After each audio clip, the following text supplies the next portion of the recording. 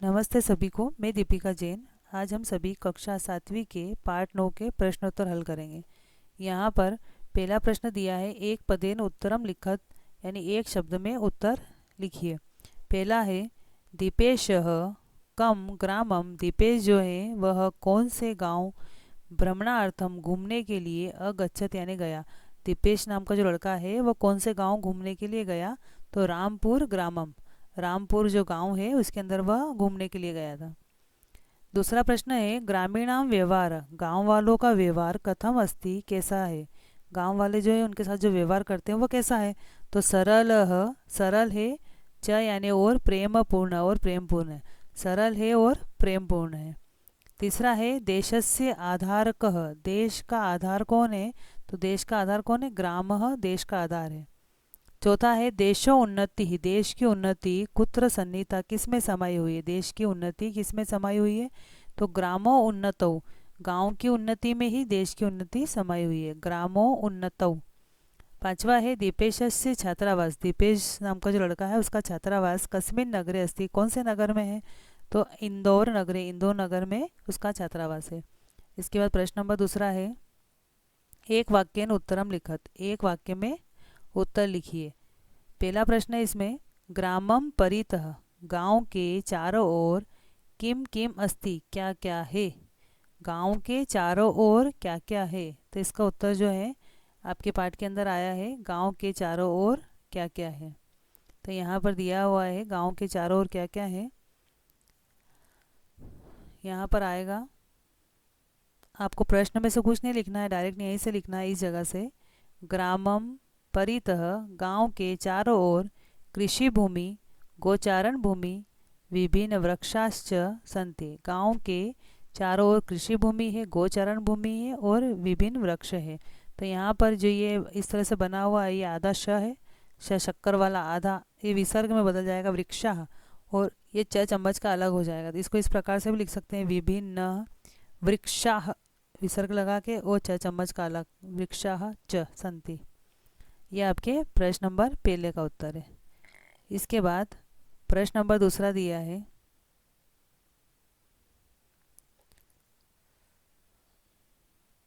प्रश्न नंबर दूसरा है ग्रामे यानी गांव में के यानी कौन कौन से पशव संति, पशु है। गांव में कौन कौन से पशु हैं, तो उनके नाम बताने हैं कि गांव में कौन कौन से पशु हैं। तो ये भी आपके ऊपर आया है इसमें पाठ के अंदर कि गांव में कौन कौन से पशु है। तो यहाँ दिया है ग्रामे यानी गांव में धेनव गाय, महिष्य भैंस, बलिवर्दादय बैल आदि, बहव पशव संति, बहुत सारे पशु है। तो आपको प्रश्न में से कुछ नहीं लिखना है, डायरेक्ट यहीं से लिखना है। प्रश्न नंबर 2 का उत्तर ग्रामे से लगा करके संति तक है। इसके बाद प्रश्न नंबर तीसरा है, प्रश्न नंबर तीसरे में ये पूछा है झीरी ग्रामस्य, झीरी गांव की महद यानी बहुत ज़्यादा, वैशिष्ट्यम विशेषता, किम यानी क्या। झीरी जो गांव है उसकी बहुत ज़्यादा विशेषता क्या है, क्या विशेषता झीरी गांव की। तो इसमें आपको यहाँ से लिखना है कि झीरी गांव की क्या विशेषता है। तो आपको ये झीरी लिखना है सबसे पहले। इस तीसरे का उत्तर आपको यहाँ से चालू करना है, झीरी से, झीरी लिखना है। फिर लिखना है ग्रामस्य, झीरी ग्रामस्य इदम महद वैशिष्ट्यम यत। झीरी गांव की यह बहुत ज़्यादा विशेषता है कि प्राय सर्वे जना, प्राय सभी लोग, संस्कृतेन एव संस्कृत में ही भाषणते यानी बात करते हैं। तो आपको उत्तर यहाँ से लिखना है, झीरी से लगा करके यहाँ भाषणते तक। इस प्रकार से यहाँ बताया झीरी गांव की विशेषता है कि प्राय यहाँ सभी लोग संस्कृत में ही बात करते हैं। इसके बाद प्रश्न नंबर चौथा है, प्रश्न नंबर 4, हट्टे विक्रेतार। हाट में जो बेचने वाले आते हैं वह किम किम विक्रणंती, क्या क्या बेचते हैं। हाट में बेचने वाले किम किम यानी क्या क्या, विक्रणंती बेचते हैं। तो यहाँ पर जो किम किम लिखा हुआ है ये हटा देंगे, इसकी जगह आपको पाठ में से लिखना है। सबसे पहले तो आएगा उत्तर, इसका उत्तर हट्टे विक्रेतार, हाट में बेचने वाले। इसके बाद में आपको पाठ में से लिखना हट्टे विक्रेता सबसे पहले, उसके बाद पाठ में से लिखना है ये वाला हट्टे विक्रेता हाट में बेचने वाले नित्य उपयोगी वस्तूनी, हस्तशिल्प कला वस्तूनी, गोधूम चणकादि खाद्य वस्तूनी, गृह उपयोगी वस्तूनी च। और फिर प्रश्न में से आ जाएगा विक्रयणन्ति। हाट में बेचने वाले नित्य उपयोगी वस्तुएं, हस्तशिल्प कला वस्तुएं, गोधूम चने आदि यानी गेहूँ चने आदि खाद्य वस्तुएं और गृह उपयोगी वस्तुएं विक्रयणन्ति यानी बेचते हैं। तो आपको पहले प्रश्न में से लिखना है यहाँ से हट्टे विक्रेता प्रश्न में से, उसके बाद यहाँ से लिखना है पूरा च तक, और फिर प्रश्न में से पीछे विक्रयणन्ति प्रश्न में से लिखना है। ये विक्रयणन्ति आपको प्रश्न में से लिखना है। किम किम की जगह पर आपको पाठ में से लिखना है। इसके बाद 5वां प्रश्न है कृषिका कथम, किसान लोग किस प्रकार से कृषि कर्म कुर्वन्ति, खेती का काम करते हैं। किसान लोग किस प्रकार से खेती का काम करते हैं। तो यहाँ पर आपको किसान लोग किस प्रकार से खेती का काम करते हैं वो दिया हुआ है। कृषिका यानी किसान लोग तापम शीतम वृष्टिम च, गर्मी सर्दी बारिश सहित व सहन करके कृषि कर्म कुर्वन्ति खेती का काम करते हैं। इसमें प्रश्न में से कुछ नहीं लिखना, डायरेक्ट यहीं से कृषिका के यहाँ से लगा करके कुर्वन्ति तक आपको 5वें का उत्तर लिखना है। इसके बाद प्रश्न नंबर 3 दिया है रेखांकित पदानाम, रेखांकित जो शब्द हैं उनको आधार बना करके प्रश्न निर्माणम कृत प्रश्न निर्माण कीजिए। रेखांकित जो यहाँ रेखा खींची हुई है उन शब्दों के आधार से प्रश्न निर्माण करना है। पहला दिया है छात्रावास है, छात्रावास में स्थित व रह करके सम्यक अच्छी प्रकार से अध्ययनम करो, मैं अच्छी प्रकार से पढ़ाई करता हूँ। अब इसको हटाना, इसकी जगह प्रश्न बनाना है। तो कहाँ रह करके अच्छी प्रकार से पढ़ाई करता हूँ। तो यहाँ आ जाएगा कुत्र, कुत्र स्थित्वा सम्यक अध्ययनम करोमि और पीछे प्रश्नवाचक चिन्ह। कुत्र स्थित्वा सम्यक अध्ययनम करोमि प्रश्नवाचक चिन्ह लगाना है। फिर दूसरा है मासिक मूल्यांकन है, जो मासिक मूल्यांकन होता है मंथली टेस्ट होता है, उसके अंदर भगिन्या जो बहन है उसका प्रथम स्थान शात यानी होगा। मासिक मूल्यांकन में बहन का प्रथम स्थान होगा। अब प्रश्न बनेगा मासिक मूल्यांकन में किसका प्रथम स्थान होगा। तो यहाँ पर भगिन्या हट जाएगा, उसकी जगह आ जाएगा कस्या, कस्या यानी किसका। इसके बाद पीछे प्रश्नवाचक चिन्ह। तीसरा है ग्रामम परितः कृषि भूमि अस्ति, गाँव के चारों ओर कृषि भूमि है। तो यहाँ हो जाएगा किसके चारों ओर कृषि भूमि है। तो ग्रामम हट जाएगा, ग्रामम की जगह हो जाएगा कम, कम परितः कृषि भूमि अस्ति और प्रश्नवाचक चिन्ह। इसके बाद दिया है चौथा वास्तविकम भारत नाम ग्राम एवं, वास्तविक भारत का नाम गांव ही है। तो यहाँ पर हो जाएगा वास्तविक भारत नाम किम, वास्तविक भारत नाम किसका है। तई सई मिलित्वा उनके साथ मिल करके वार्तालापम कृतवंत बातचीत की। तो यहाँ तई हटाना है, तई की जगह हो जाएगा कई सह, किसके साथ मिल करके बातचीत की और पीछे प्रश्नवाचक चिन्ह। इसके बाद प्रश्न नंबर 4 पाठा आधारेण, पाठ के आधार पर कत्वांत पदानी, कत्वा प्रत्यय से जिसका अंत हो रहा है ऐसे पदों को शब्दों को लिखिए। पाठ के आधार पर कत्वा अंत पदानी, कत्वा से जिसका अंत हो रहा है ऐसे शब्दों को लिखिए। जैसे भवती है, भवती की धातु है भू, धातु का मतलब होता है वर्ब क्रिया, भू यानी होना, ये क्रिया है। इसमें अगर कत्वा प्रत्यय को जोड़ते हैं तो शब्द बनता है आपका भूतवा। उसी प्रकार से मिल में कत्वा प्रत्यय को जोड़ते हैं तो बनता है आपका मिलित्वा, जिसके पीछे भी त्वा लगे वहाँ सब जगह कत्वा प्रत्यय होता है, त्वा और ट्वा। तो यहाँ पर आपके कत्वा प्रत्यय है। जब इसको अलग अलग करेंगे, धातु है इसके अंदर, वर्ब है मिल, और कत्वा प्रत्यय जोड़ने के बाद बना मिलित्वा। दृश्य धातु है, दृश्य का अर्थ होता है देखना, इसमें कत्वा प्रत्यय को जोड़ेंगे तो बनेगा दृष्टवा। क्री का अर्थ होता है करना, इसमें कत्वा प्रत्यय को जोड़ेंगे तो बनेगा कृत्वा। सह में कत्वा प्रत्यय जोड़ेंगे तो बनेगा सहित्वा। स्मृ में कत्वा प्रत्यय जोड़ेंगे तो स्मृत्वा। श्रु में कत्वा प्रत्यय जोड़ा तो श्रुत्वा। गम में कत्वा प्रत्यय जोड़ा तो गत्वा।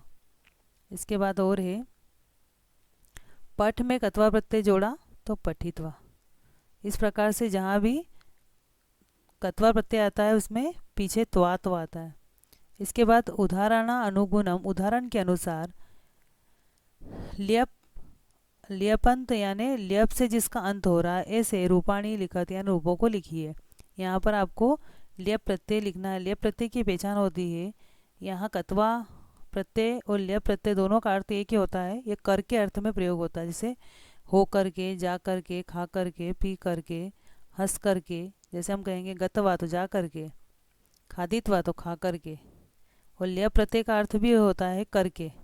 लेकिन ल्य प्रत्यय और कत्वा प्रत्यय में अंतर क्या है कि ल्य प्रत्यय जब भी आएगा तो आगे उपसर्ग आता है। धातु जो होती है, वर्ब जो होती है, बीच में रह जाती है। जैसे हम पठ में अगर कत्वा प्रत्यय जोड़ेंगे तो पठित्वा बनेगा, लेकिन उसके आगे कोई उपसर्ग नहीं आएगा। और ल्य प्रत्यय में आगे ये धातु जो है इसके आगे उपसर्ग आ जाता है। तो जितने भी उपसर्ग हो, बीच में धातु हो और पीछे यह आ जाए, वहाँ हमेशा ल्य प्रत्यय होता है। तो जैसे आ एक उपसर्ग है, नी एक धातु है, ले जाने के अर्थ में आती है, और ल्य प्रत्यय है। इन तीनों को जोड़ा तो आ और ये नी, ये ल जो है ये हट जाएगा, ये प जो है ये भी हट जाएगा। केवल जुड़ते समय यही जुड़ेगा, आनीय, ले जा करके। उत इस्ता ल्यप, उत एक उपसर्ग है, इस्ता धातु है, और यहाँ पर ल्य प्रत्यय, तो ये बन जाएगा उत्थाय। उ त आधा ही है, फिर ये स आधा ये हट जाएगा, केवल था जुड़ेगा, और ये उत्थाय। विक्रिय में विक्री और पीछे ल्य प्रत्यय में जोड़ते समय केवल आपको जब यहाँ जोड़ोगे तो यह ही जोड़ना है, विक्रिय। स्वीप क्री प्लस ल्यप तो स्वीकृत्य। प्रक्षाल प्लस ल्यप प्रक्षाल्य। यहाँ पे ल्यप प्रत्यय है सभी में, क्योंकि पीछे आया है यह और आगे आया है उपसर्ग। विचिन प्लस ल्यप तो विचिन्त्य। वी प्लस ज्ञा प्लस ल्यप विज्ञाय। वी प्लस लिख प्लस ल्यप विलिख्य। इसके बाद उप प्लस क्री प्लस ल्यप, उप एक उपसर्ग है तो उपकृत्य। आ प्लस गम प्लस ल्यप तो आगत्य। इस प्रकार से जब आगे उपसर्ग आ जाएगा और यहाँ पर पीछे यह हो तो हमेशा ल्य प्रत्यय होता है। इसके बाद दिया है प्रश्न नंबर 6, कत्वा और ल्य प्रत्यय की योग से, यानी कत्वा और ल्य प्रत्यय आपको लगाने हैं, उनके द्वारा वाक्यानि योजन, तो वाक्य जो है वह उनको जोड़िए। जैसे यहाँ पर दिया है, बहुत सरल प्रश्न है। बालिका प्रश्नान पठती, बालिका जो है वो प्रश्नों को पढ़ती है, उत्तरानी लिखती, और उत्तरों को लिखती है। बालिका प्रश्न पढ़ती है, उत्तरों को लिखती है। अब इन दोनों वाक्यों को जोड़ना है, तो किस प्रकार से जोड़ेगा है? बालिका प्रश्न पढ़ कर के उत्तरों को लिखती है। तो बालिका जैसा था वैसा ही लिख देंगे, प्रश्नान भी लिख देंगे। केवल यहाँ एक क्रिया हो रही है, पठती। बालिका प्रश्नों को पढ़ती है, फिर उत्तरों को लिखती है। तो यहाँ पर लिखना भी एक क्रिया है और पढ़ना भी एक क्रिया है, लेकिन एक काम को ख़त्म कर चुकी है, उसके बाद में पढ़ कर के उत्तरों को लिखती है। तो यहाँ पर हो जाएगा कर के अर्थ में पठती की जगह पठित्वा। इसके बाद है बालक फलम खादती दुग्धम पिबती। तो यहाँ बालक फल खाता है, दूध पीता है, तो इसलिए हम क्या बोलेंगे? बालक फल खाकर दूध पीता है। तो यहाँ खादती की जगह हो जाएगा खादित्वा। ये लाइन आपको पूरी लिखनी है। बालक फलम खादित्वा दुग्धम पिबती। उसी प्रकार से दूसरा भी बनेगा, कवि संस्कृतिम जानाति। कवि जो है संस्कृत को जानता है, काव्यम लिखति, काव्य लिखता है। तो कवि संस्कृतम ज्ञातवा, कवि संस्कृत को जानकर काव्यम लिखति। ऋचा गृहम आगच्छति, ऋचा घर आती है, गृह कार्यम करोति, फिर घर का काम करती है। तो ऋचा घर आकर के गृह कार्य करती है। तो यहाँ आगच्छति की जगह हो जाएगा आगत्य। आगच्छति हटा देंगे, इसकी जगह आगत्य। और यहाँ बीच में जो पूर्ण विराम लगा वो भी हटाएंगे। वो जैसे इस उदाहरण में हटा रखा है यहाँ का पूर्ण विराम, उसी प्रकार से यहाँ का पूर्ण विराम भी हटाएंगे, यहाँ का पूर्ण विराम हटाएंगे, यहाँ का भी हटाएंगे। सभी जगह आपको पूर्ण विराम हटाना है। पूर्ण विराम इसके आगे जो क्रिया है उसकी जगह पर आपको कत्वर प्रत्यय का प्रयोग करना है। जैसे अर्चक देवालयम गच्छति, अर्चक जो है वह देवालय जाता है और पूजा करता है। तो यहाँ हो जाएगा अर्चक देवालयम गत्वा पूजाम करोति।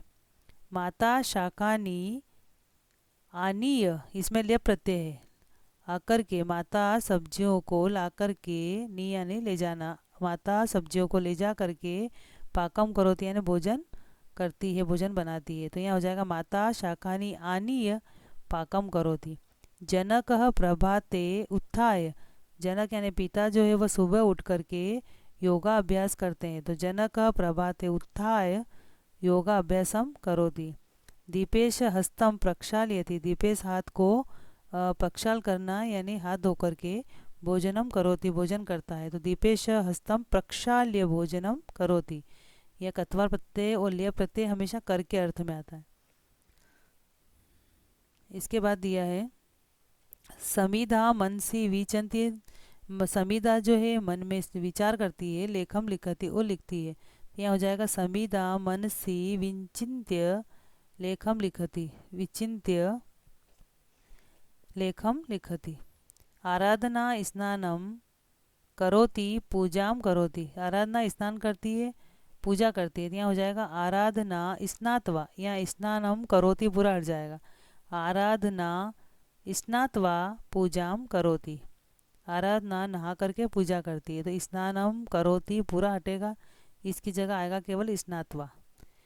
फिर इसके बाद है विक्रेता वस्तुनि, बेचने वाले जो हैं वो वस्तुओं को विक्रणांति बेचते हैं, धनम अर्जयति पैसा कमाते हैं। तो यहाँ विक्रणांति की जगह हो जाएगा विक्रीय, विक्रेतार वस्तुनि विक्रीय, विक्रेता वस्तुओं को बेच करके धन कमाते हैं। इसके बाद प्रश्न नंबर 7वां है भिन्न प्रकृतिकम पदम चिनुत, भिन्न प्रकृति वाले शब्दों को चुनिए। यहाँ पर जो अलग है उस शब्दों को यहाँ पे सामने लिखना है। तो अलग किस प्रकार देखिए, इन सब में त्वा त्वा है, त्वा त्वा त्वा त्वा, इसमें तुम है, ये अलग है इसलिए यहाँ लिखेंगे पठितुम। दूध दही घी मक्खन ये सब चीज़ें क्या है, लिक्विड है, और रोटी का अलग है इसलिए यहाँ रोटी का लिखेंगे। भाई बहन माता पिता शिक्षक ये सब घर के लोग हैं, भाई बहन माता पिता रिलेशन वाले हैं, और शिक्षक जो है वो अलग है इसलिए यहाँ पर शिक्षक लिखेंगे। काक कोकिल कपोत शुक ये सब क्या है, पक्षी है। कौवा कोयल कबूतर तोता, और ये मत्स्य मछली अलग है, ये जलीय जीव है, और ये सारे पक्षी हैं इसलिए मत्स्य अलग हो जाएगा यहाँ पर। तो ये भिन्न प्रकृति वाला। इस प्रकार से आपके यहाँ पर सारे प्रश्नोत्तर हो चुके हैं। वीडियो के माध्यम से प्रश्नोत्तर हल करने की कोशिश करें। धन्यवाद।